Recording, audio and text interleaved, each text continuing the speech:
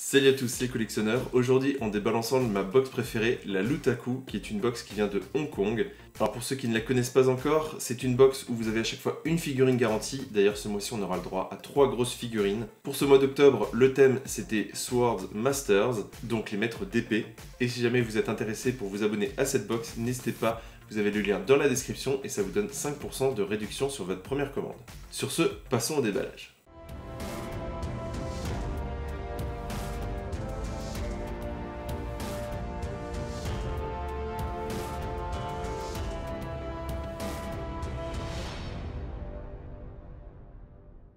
On commence avec ce premier produit, donc qui est en fait une réplique de l'épée de Kirito dans Sword Art Online.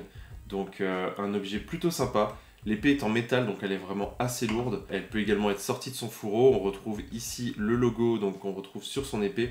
Donc là c'est vraiment un objet plutôt sympa. Ici on a un petit peu de tissu, donc du fil qui est enroulé pour voilà, représenter son fourreau.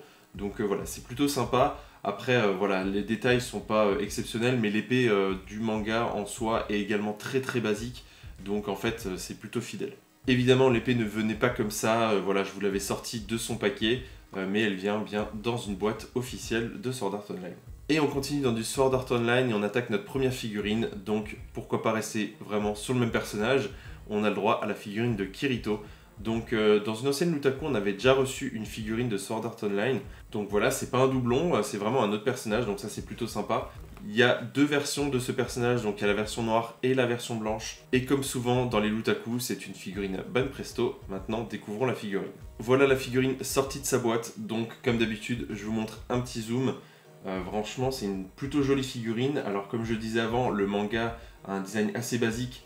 Donc voilà, il n'y a pas besoin de faire un énorme travail sur la figurine. Mais par contre, voilà, ça fait quand même un bel effet. Je dirais que le défaut de cette figurine, c'est son socle. On avait déjà reçu le même socle pour l'autre figurine Sword Art Online qu'on avait eu. C'est vraiment, toutes les figurines Sword Art Online, c'est un socle tout blanc, tout basique. Donc ça, c'est peut-être un petit peu dommage. Un petit peu de... Voilà, un petit diorama, peut-être de la nature ou un truc du genre, ça aurait été pas mal. Comme si ça sortait du jeu vidéo. Malheureusement non, on a le droit juste à ce socle blanc. Par contre la figurine en soi est vraiment très très jolie. Bon, on voit que son épée ce n'est pas la même épée qu'il avait tout à l'heure, puisqu'en fait il a plusieurs épées au cours de ses aventures. Mais voilà, c'est vraiment une plutôt jolie figurine. L'épée par contre vous ne pouvez la mettre que dans la main, pas dans le dos. Il y a le fourreau mais l'épée ne peut pas être mise dedans. Donc voilà, c'est l'unique pose que vous pouvez faire avec cette figurine, mais voilà, elle est quand même plutôt très sympa. On continue avec une deuxième figurine Banpresto, ici une King of Artists. Ici donc c'est une figurine du manga ou de l'animé de Gintama. Alors par contre je ne connais pas du tout cet animé, donc j'ai jamais regardé, j'ai jamais lu non plus. Donc je ne saurais pas vous en dire plus, donc si jamais vous êtes fan de cet animé, n'hésitez pas à me le dire dans les commentaires et à me dire un petit peu pourquoi. En tout cas j'ai déjà entendu le nom de cet animé, mais c'est vrai que je n'ai jamais regardé. Sur ce, passons à la découverte de cette figurine. Et donc voilà la figurine une fois montée, donc elle vient en plusieurs parties comme souvent pour les Banpresto. Donc voilà, une figurine comme d'habitude chez Banpresto assez détaillée. La pose est très sympa, ça donne vraiment un effet de vitesse avec sa tenue qui vole un petit peu. Donc là c'est vraiment cool. L'épée ensuite, il a une épée en bois, donc voilà, il a l'air de se battre avec une épée en bois. Mais voilà, je pense que ça doit être quelqu'un qui maîtrise quand même très bien ça. Maintenant, voilà, comme je disais, je connais pas l'animé. Par contre, la figurine est très très jolie, donc pourquoi pas me pousser à justement regarder cet animé. Mais d'abord, j'en ai pas mal d'autres à terminer. La figurine venait également avec un petit socle, alors... Encore une fois, c'est dommage, c'est un petit socle assez basique. Par contre, contrairement à la figurine de Sword Art Online, ici, le socle est vraiment très petit. Donc on va pas vraiment beaucoup le voir une fois que la figurine est dedans. Vous voyez qu'une fois que les pieds sont dedans, voilà, elle repose comme ça. Et donc, quand on va voir la figurine, ça va pas forcément choquer. Et on termine avec notre troisième grosse figurine de cette box, ici avec une figurine One Piece de Roronoa Zoro. On avait justement eu le mois d'avant une figurine de Luffy dans cette box, et donc cette fois-ci on a droit à Zoro, donc ça c'est plutôt cool. Encore une fois, c'est une figurine Banpresto, donc là on continue. Après c'est vrai que c'est des figurines qui sont relativement abordables, elles sont vraiment pas chères, elles sont de très bonne qualité. Du coup voilà, je ne vois pas pourquoi ils s'en priveraient. Sur ce, on va découvrir ce qu'on a dedans. Et donc voilà cette magnifique figurine de Roronoa Zoro. Franchement, elle déboîte, la pose est super classe, la finition est superbe, il y a des effets un petit peu d'usure sur toute sa tenue, donc ça rend vraiment bien. On a la première épée ici, sa deuxième épée dans l'autre main, et encore une épée dans le fourreau. Donc ça rend plutôt bien aussi. C'est vrai que ce qui est peut-être un petit peu dommage, c'est que j'aurais bien vu Roronoa Zoro avec son épée dans la bouche. Mais bon, voilà, ça rend déjà plutôt bien. Au niveau du visage, etc., c'est pareil, la finition est plutôt bonne. Donc voilà, on a encore le droit à une magnifique figurine qui ira très bien avec la figurine de Luffy du mois dernier. Et encore une fois, on a le droit à un petit socle pour tenir la figurine. Par contre, ici, c'est vraiment un tout petit socle. Donc là, par contre, on n'a pas à se plaindre. Ça s'intègre un petit peu. Bon, disons que voilà, un petit rocher, on aurait bien vu quelque chose d'un peu plus gros. Mais voilà, au moins, c'est un petit travail à ce niveau-là.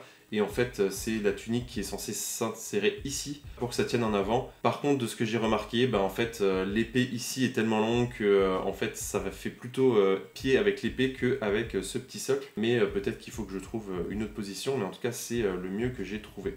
Donc voilà pour le contenu de cette box. On avait donc l'épée de Kirito, la figurine de Zoro de One Piece, la figurine de Gintama, et enfin, on avait une figurine de Kirito ou de Asuna dans la box. Alors là, à noter que la figurine de Zoro vaut 30$ US, donc celle-ci. La figurine de Gintama, donc en fait qui est Sakata Jintoki, vaut 25$ US. Alors par contre, celle-ci, je l'ai vue à la Comic Con pour 30 ou 35€, donc finalement, on peut même encore un petit peu monter la valeur. La figurine de Sword Art Online vaut 30$. Donc là, par contre, je trouve que justement, celle-ci devrait plus valoir 25 et celle-là 30, parce que c'est vrai qu'il y a quand même moins de travail sur celle-ci. Maintenant, si c'est les prix. Et enfin, il nous indique que cette épée vaut 10$ américains. On arrive donc à une valeur totale de 95$ américains pour un prix, comme d'habitude, de 60€. Donc là, franchement, on est vraiment super gagnant. Comme dit, cette figurine-là, il me semble avoir vu à 35€. Donc déjà, ces deux figurines-là, on est rentabilisé pour la box.